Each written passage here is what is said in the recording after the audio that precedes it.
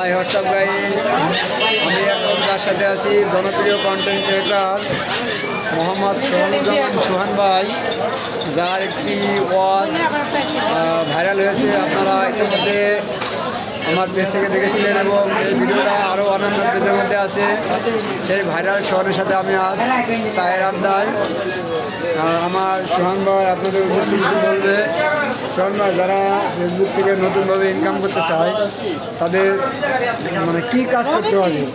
আপনি তো ভাইরাল লোক, আপনি অলরেডি এদিকে অনেক আছে আপনার। আমার নতুন দর্শকদের কি বলছেন? নতুনদের জন্য আমার কিছু কথা থাকবে।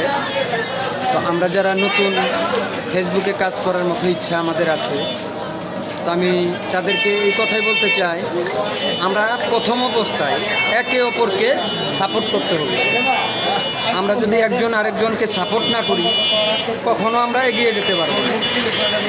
আর ফেসবুক কোম্পানির আইন অনুযায়ী, মানে তাদের নিয়ম অনুযায়ী যদি আমরা ভিডিওগুলো আপলোড করি তাহলে সেই ভিডিওগুলো মানে একটা দিনে কয়টি ভিডিও ছাড়া লাগবে আমার।